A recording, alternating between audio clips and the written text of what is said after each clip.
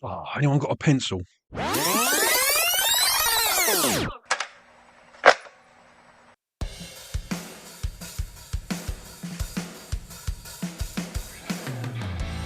Hello and welcome to the Mixtape podcast. I'm your host, Mark Phillips, and every week I'll be asking my guests to make up a mixtape. I'll ask them for a title and 5 tracks. Track 1, what's your intro? What's your attention grabber? What's going to be the song that's going to pull me in and make me want to listen to the rest of your tape? Track 2, what's a song that you sing loud and proud when you're on your own in the car or the shower? Track 3, I'm going to ask them to get a little bit obscure and pick maybe a B-side or an album track. Track 4, pick a song that you would like to have played to your 18-year-old self. And track 5, pick a song that you would put on your mixtape to let the listener know you're romantically interested. Due to the music being licensed content, you will have to click into the description of the podcast to hear the songs my guests pick on the accompanying Spotify playlist.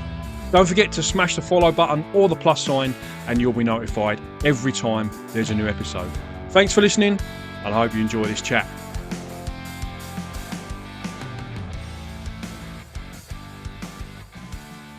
Hello and welcome to another mixtape, and on this week's show I'm absolutely delighted to be joined by Tim Dorney. How are you? Oh, I'm very well, thank you. Very good.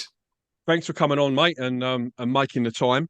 Now, you've been busy this week and the week before. I Am Weekender, the making of the Weekender movie, DVD and Blu-rays come out. Tell us a little bit about, particularly for Australian listeners, about Weekender and how the song and the movie came to be such a sort of cult movie. Probably the right word. It probably was back in the day. Yeah, seminal or cult, I'd have said. Yeah, that's it. Yeah. Well, it started in 1991. We were doing some writing, basically. They locked us away in a place near Gatwick, near Godstone in the UK, and said, get on with writing some new stuff. So we always wrote stuff by jamming for hours and hours and hours. And out of that came Weekender. We ended up just jamming for forever on it. Liam didn't have all the lyrics at all. It was just Weekender, Weekender all the way through then. Yeah. So about a month or so later, I think it was, we were going into re-record Crackerjack, which was on the first album. And because we weren't happy with the version that was on the album, and London had paired us up with Clive Langer, fabulous producer who'd worked with David Bowie, Dexys Midnight Runners. Madness is most famous for. Robert Wyatt wrote Shipbuilding with Elvis Costello. That's a great track. That I absolutely love that. That's song. An awesome tune. Yeah. It's gorgeous. He told me the story about that. But it took him about 3 months to write it, and Elvis eventually came up with it. Clive had written the track, and Elvis about 3 months later goes, I've just written some lyrics for that now. And that was it, Shipbuilding. Wow. Anyway, we're setting up to do Crackerjack, and we're in the big live room at Westside Studios. And while they were setting up, we were like setting all the mics and everything up. We just started playing Weekender, just jamming through. And I believe somewhere someone hit record on the tape somewhere, but we were yet to find it. We've been going through the archives recently quite a lot, and we're yet to find it. It might lurk on a multi-track somewhere. But Clive turned around and said, why the hell am I doing this song? This one's way better. We should be working on this one. So they went and had a word with London, and we finished Crackerjack as well, but they went and had a word with London, and we went in to record about 2 weeks after that, I think. We did about 4 days pre-production with Clive in a rehearsal studio that we had in Clapham. London Records, so over 13 minutes long, and London Records go, we want a radio edit, and we're like, nope, that's not going to happen. Right, then we'll do it as a fan record. We're only going to put 500 of them out. And we're like, you're mad. You're absolutely potty. Yeah. So it ended up that we jumped ship. We managed to get out of the deal with London Records, went to Sony's, which is where Heavenly had also jumped ship from London too as well. So we were back with Jeff Barrett. Okay, I didn't know that Heavenly came out of London Records. Oh, okay, cool. Yeah, well, when we first did It's On and Phobia, they were still independent. They were just an indie at that point. Mm. But then by the time that we came around to recording the album, Heavenly had also signed as an imprint to London Records. And they were there for about a year and a half. And they got out of the deal as well. They weren't happy. They went to Rob Stringer at Sony's, took them on. Right, okay. And then we all ended up back there again. Well, back together again with Jeff and with Rob Stringer at the helm this time. And then Jeff bumped into Wiz, the director of the video. So Sony's put money in to do the video. So Jeff dragged him into the car, played him the tune, and Wiz goes, "Yep, I've got it immediately." And so the weekend, the video for it was born, or the short film about clubbing, as it eventually ended up. When I describe Weekender to people, I always say, like, imagine if like Quadrophenia was like only 15 minutes long, and it wasn't mods, it was rave. That pretty much like that encapsulates it in the sentence. Yeah. It encompasses a whole evening in the protagonist's life and well, a whole weekend actually, to be honest. Yeah, brilliantly acted by the late Lee Whitlock as well. Yes, God rest his soul, the poor fella. Yeah, he died not long before the film was released. Okay, so it was obviously a massively influential movie, and even the likes of Danny Boyle have been quoted as saying that without Weekender there wouldn't be any Train Spotting. That must be a real sort of buzz to hear someone like Danny Boyle say something like that about your movie. Not off, no. It's a shame they didn't get him to say it on tape, but he did say it. But Irving Welsh said the same thing. He said there wouldn't be a Train Spotting without Weekender. Yeah. So the film's full of lovely words like that. It's full of like people paying tribute to the work. Yeah. I play it quite often on my radio show because more often than not, it's a good time to put the kettle on and have a cup of tea. It's a good one for that. It's cracking for that. So I do. But obviously, when I knew I was going to be talking to you, what did I play last week? Played It's On last week, I think, on the show. So I do regularly drop a fair bit of Flowered Up in the radio show. Unfortunately, I was wondering if for people in Australia, I follow heavily on Bandcamp because I've downloaded quite a lot of Baxter Jury's back catalogue through Bandcamp, through Heavenly Records Bandcamp. So I'm sort of subscribed to their service. And I think, if I remember rightly, I got an email not long ago saying that I could download I Am Weekender through Heavenly's Bandcamp, but I don't know if the physical copies are available in Australia yet or not. I don't think they're on Amazon Australia. I know they were selling them through Amazon in the UK because it's the BFI that have released it rather than Heavenly themselves. So, right, okay. But it is available for streaming on Apple TV as well. Strange over here. I don't know about Australia. Might be worth a look, see if you can dig it. Yeah, I will. It's on Apple TV, and also the BFI have a streaming site, a streaming service as well. But I'm not sure if it's subscription based. Oh, okay. Right. But you might be able to just go in and watch that if you go to the BFI website. And because the uncut, the original sort of VHS is on YouTube, but I watched it earlier on this evening. It's shockingly bad quality, like picture quality. Do you know what I mean? It looks like the BFI actually. There's a strange story behind it because it actually upscaled about 5 years ago. Oh, because the BFI up until about 2017, I think, didn't recognise music video as a sort of art form. And they suddenly decided, right, yes, we do now recognise this. Oh, okay, yeah. And they paid for 5 videos to be remastered, sort of upscaled to the 4K that it is now. Actually, I think it's I know I've got a 4K copy of it, but it actually came out on a DVD the BFI put out in 2018, and no one realised it. They put a DVD out. It was a full DVD set. I had these 50 videos they decided were of artistic merit. Oh, okay. So it has actually been hanging around for a while. In that nice to be on that list, yeah. Yeah, no, very much so, yeah. And we should also point out as well that it's not just the 15-minute movie itself that's come out. There's a making of documentary that's come out alongside it as well on the DVD and Blu-ray. Yeah, Chloe Rowney and Wiz was involved to start off with, and then Chloe came in to help out with the editing and sort of putting it all together. So Wiz had a lot of the old footage and that sort of stuff lying around from years ago, the stuff that ended up on the cutting room floor and that sort of thing. Yeah, sure. Yeah. And Chloe sort of strung it together as a She got involved when it was sort of they started doing all the talking head stuff. Right. In the Okay. video. Yeah. So a lot of it's based on Zoom calls that were done over lockdown. I think I did my bit about 18 months ago. Yeah. Right. Okay. Yeah. Yeah. So it's been sort of pieced together. It's been ongoing for about 2 years. Right. Okay. But Yeah. the final push has sort of come since Christmas this year to get everything shipshape crystal fashion, and the BFI coming on board to help us release it as well was very needed. Yeah. So. Unfortunately, Tim, I was not yet of proper gig going age when Flowered Up were gigging, but I did catch you live supporting Paul Weller at Crystal Palace Stadium. Crystal Palace, yeah, with Republica, which was the band that you went on to form after Flowered Up split. How was that for you? Like different way of working, different way of songwriting, collaborating with different people. How did you find that? Well, it was completely different because with the reason Republica started, because I was still doing Flowered Up, but it was starting to fall apart at a rapid rate. And I went over to France to help on my mate Johnny's album. He was in a band, I don't know if you remember them, called SFS or Sensation. They changed their name to. No, I don't. It was signed to One Little Indian. It was a dancey sort of thing. And I was over there working on a track with them at Mike Edge's studio.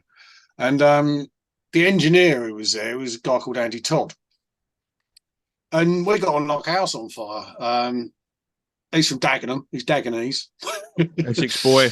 Nice. Yeah, good Essex boy. But he was. So we started Republica, just a pair of us.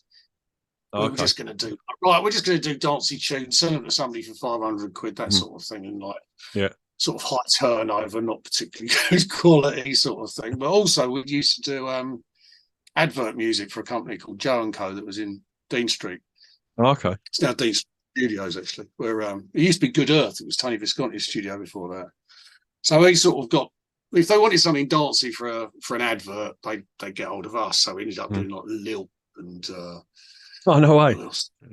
Yeah, we did Lil. We had Totally Tropical Lil, and then we also had Lynx. I think we did Lynx Africa or something like that. Oh, that's brilliant.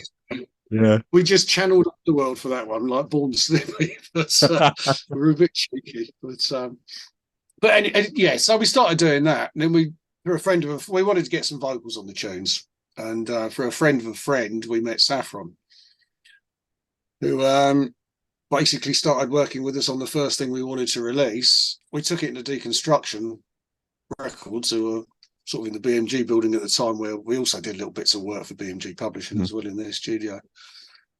And they signed us on the first single, which never got released. But we got a deal from that, and then a couple of sort of not a bit lackluster releases. Really, we were just still always playing catch up. You get signed on your first track, it's always you're always on the back foot. So we're still finding our way. That was probably 93, I think we started, and then 95 things started to take off and we started playing live a lot more, got a drummer, got a percussionist, because before we were like backing track on DAT and all that sort of thing. Technology out live. And then we did Ready to Go. The original version was sort of housey piano thing. That got to 41 in the UK. It didn't go the first time round. And the Americans came on board and said, "Oh, we really like this tune. Do you mind if we do a remix of it?" And got Ben Gross to do what became the big hit, that version of it. And then we worked with him again on another 4 tracks on the album as well. No, he sort of defined the sound of it really, and we took it from there. Ready to Go is one of those tracks. It's a bit like Song 2. You hear it at like sports stadiums, and so many people know that song through hearing it at events and things like that. You believe how many syncs it still gets, that record. Honestly, we have casino chains in the States using it. We have HBO are using it at the moment because they've rebranded to HBO Max or something like. We've got people using it all over the bloody world. Oh, it's a nice one to have in your back catalogue, I would say. Oh, it's that and Weekender. I mean, I know. If you're going to have a couple, they're two pretty good ones to go. I wanted to talk to you, Tim, about the Facebook post that I saw of yours that I mentioned before we started recording. I thought was very recent because it was only recently shared with me, but I was in a discussion in a vinyl group around, quality of vinyl and reissues and things like that. And someone shared your post where you spoke about the difference between putting Heavenly Records putting that reissuing Weekender and the first Republica album getting reissued on a major, and the differences between those two experiences for you. Just elaborate on that post a little bit for us, Tim, because I found that really interesting. Yeah, well, with the Weekender reissues, Jeff was like adamant that it was like they were proper good 180 GS, like 180 gram, good thick, well cut vinyl, and consulted us all on it. Were we happy with it? Did we want to be there for the cut? All this sort of thing. Jeff was like above board.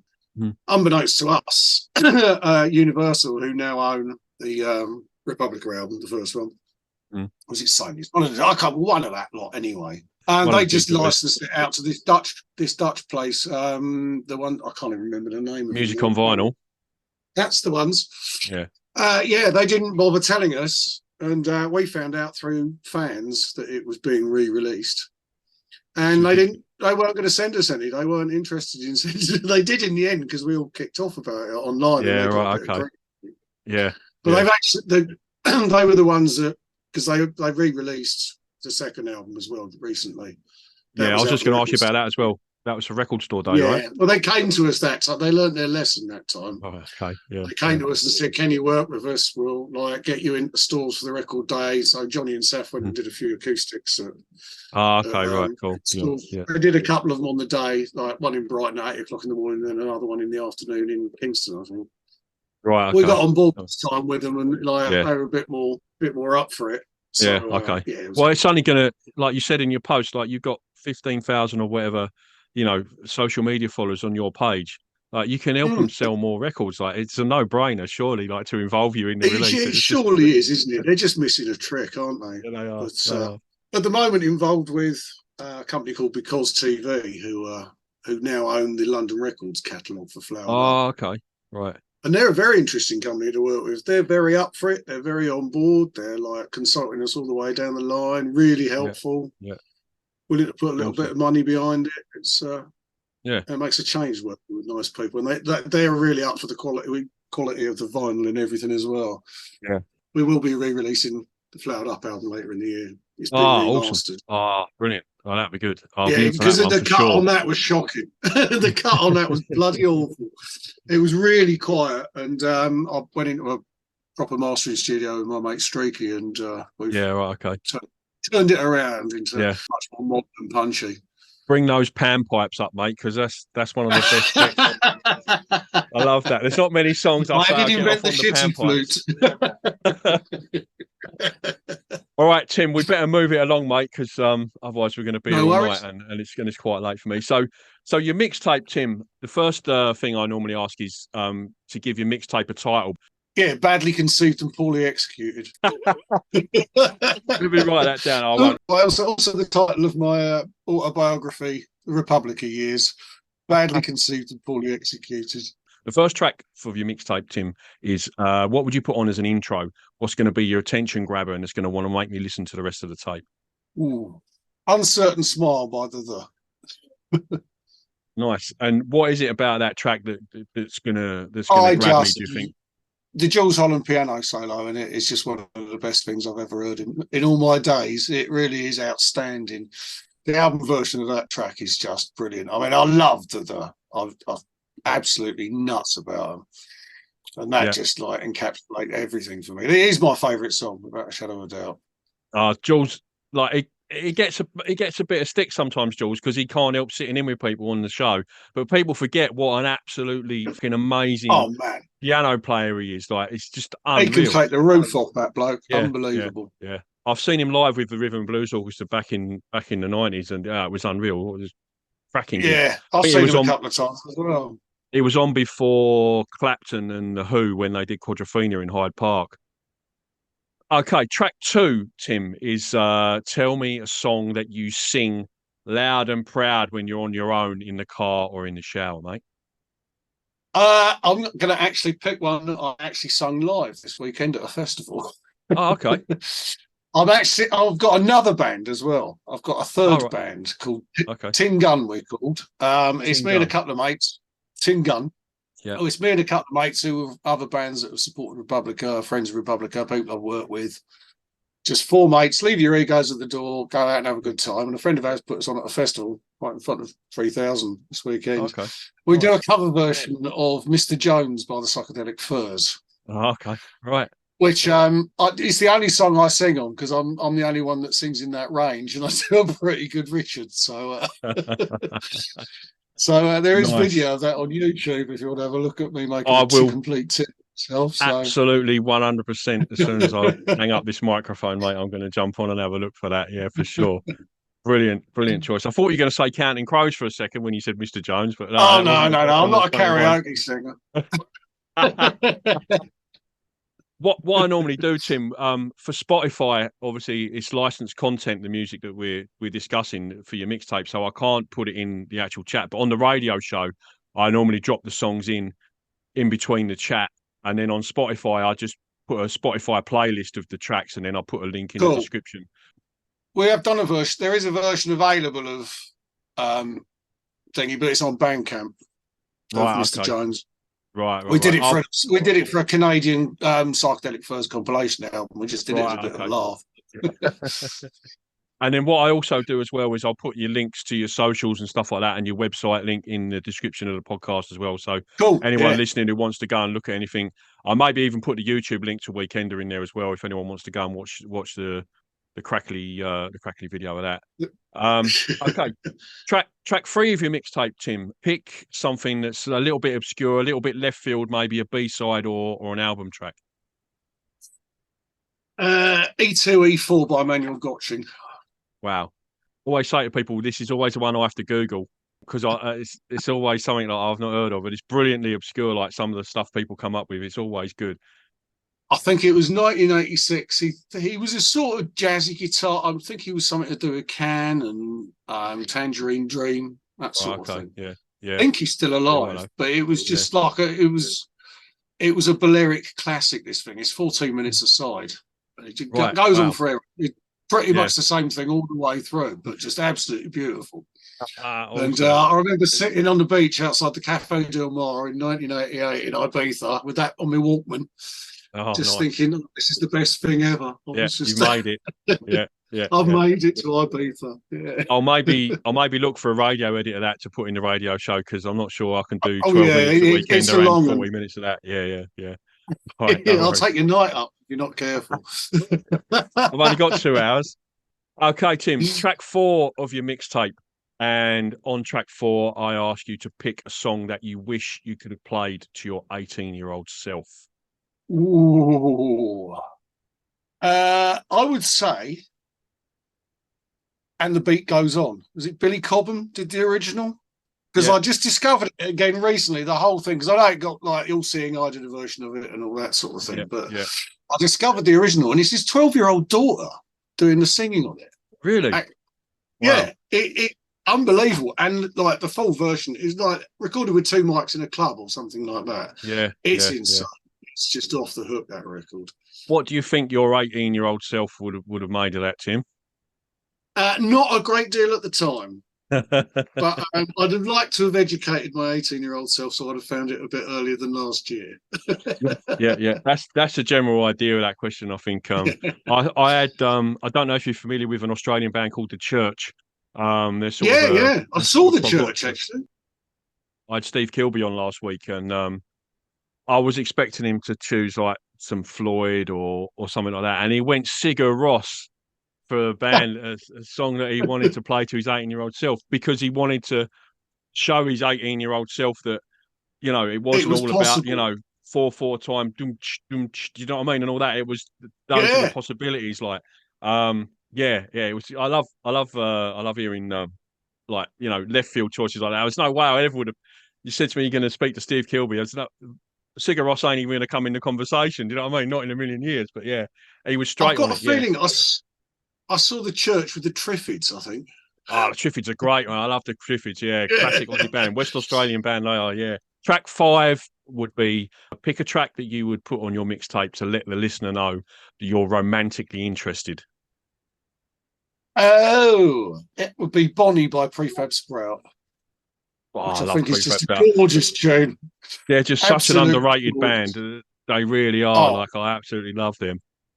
I grew up on like Prefab Sprout, The Cure, all that sort of Yeah, Susie. yeah, That was all me. yeah, Devo. First band yeah. I ever saw was Devo, actually. Devo, Aussie band, Yeah. Whip It. Yeah, cracking band they are. They're massive over here. They're absolutely huge, Devo over here. Yeah. All right, Tim. Listen, mate, I won't hold you up any longer. Thanks so much for coming on the show and the podcast, mate. I'll tag you in the post when it comes out, so you can come back and have a listen if you get time. Good luck with the new Republica album, mate, and yeah, hopefully everything goes Yeah, well that for should you. be the end of the year on that one. We've Right, got a okay. deal on it now. So. Festivals and gigs any more coming up with Republica Oh, this summer? yeah, I've got them all across the summer. They're all sort of like 5 to 30,000 type things across the country. App fests, chow fests, something Right, yeah. fests. Yeah. There's plenty of them. What's the best place to catch all your info? I saw that there's an official Yeah, Republica the best Instagram. places. Instagram and Republica Official on Facebook is actually the one that has sort of most of that's got the most traffic on it. Really, that's Right, almost okay. the announcement. Cool. First. Okay, I'll put links to those in the description for this podcast, so anyone listening can just jump down there and connect with you straight away. Cheers, Tim. Marvelous. Really appreciate No worries. it. Cheers, buddy. Take it easy. See you soon. See you later. Bye bye. That was a Mixtape podcast. Thank you so much for listening. Don't forget to jump up to the top of the page and smash that follow button, and you'll be notified every time there's a new episode. Or follow me on Instagram at the Mixtape Perf. Till the next time.